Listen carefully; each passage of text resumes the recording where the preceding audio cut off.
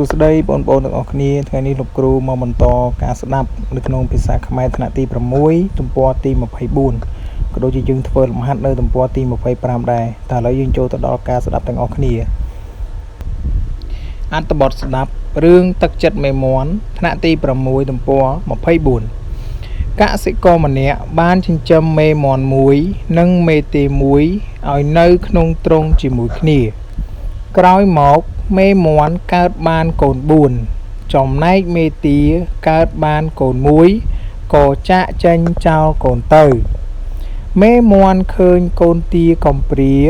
ក៏យកមកចិញ្ចឹមបីបាច់ដោយកូនបង្កើតដែររាល់ថ្ងៃមេមន់បណ្ដើរកូនទាំងអស់រកចំណីគ្រប់ទីកន្លែងថ្ងៃមួយកូនមាន់តូចជាងគេឆ្ងល់នឹងទង្វើរបស់ម្ដាយក៏សួរម៉ែហេតុអ្វីបានជាម៉ែមើលថែកូនទាមេមាន់ឆ្លើយកូនទាកំព្រាអត់មេហើយវានៅតូចណាស់វាត្រូវការថែទាំដូចកូនដែរម៉ែចិញ្ចឹមវាព្រោះវាមានសិទ្ធិរស់រានមានជីវិតដូចក្មេងទូទៅដែរបើម៉ែមិនយកវាមកចិញ្ចឹមតើវារស់ដូចម្ដេចកូនមាន់សួរមេវាទៀតម៉ែគិតចិញ្ចឹមកូនទារហូតឬមេមាន់ឆ្លើយទេដល់វាគ្រប់អាយុម៉ែឲ្យវាទៅរៀនជាមួយកូនហើយដល់ពេលវាអាចចិញ្ចឹមខ្លួនឯងបានម៉ែឈប់ជួយវាទៀតហើយយីម៉ែខ្ញុំចិត្តល្អណាស់កូនលន់មាត់បាទអរគុណបងប្អូនទាំងគ្នាឥឡូវការស្ដាប់យើងបានចប់ហើយឥឡូវយើងចូលទៅដល់លំហាត់ទាំងអស់គ្នាបាទលំហាត់នេះគឺនៅទំព័រទី25បាទគេឲ្យយើងបញ្យល់ពាក្យខាងក្រោមគឺមានចំនួន4បាទជីវភាពថ្នាក់ពាក្យជានាមមានន័យថាភាពនៃការរស់នៅការចិញ្ចឹមជីវិតប្រយោជន៍ថ្នាក់ពាក្យជានាមដំណើរដែលគួរប្រកបអ្វីដែលគេត្រូវការផលដែលសម្រេចអំពីការប្រកបកម្រៃគុណនាម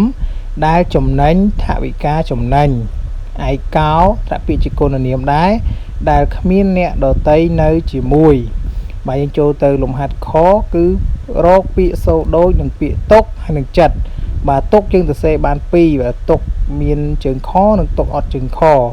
បាទតុកតឧតុនិងកតុកនេះថ្នាក់ពាក្យជាកិរិយាសព្ទមានន័យថា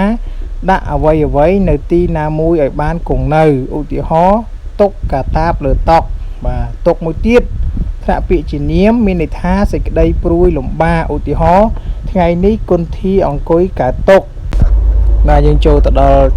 សូដូចនឹងពាក្យចិត្តវិញម្ដងបាទចិត្តយើងសរសេរបាន3បាទចិត្តទី1ចអិចេនឹងតជាងតថ្នាក់ពាក្យជានាមវិញ្ញាណខាងក្នុងសម្រាប់គិតបាទឧទាហរណ៍បូណាមានទឹកចិត្តអាណិតសត្វបាទចិត្តមួយទៀតចអិចេនឹងតថ្នាក់ពាក្យជាកិរិយាសព្ទមានន័យថាកាត់ជាចំណិតឧទាហរណ៍ធីតាចិត្តបន្លែបាទចិត្តមួយទៀតចអិចេនឹងតជាងរយើងអានថាចិត្តដែរថ្នាក់ពាក្យជានាមមានន័យថា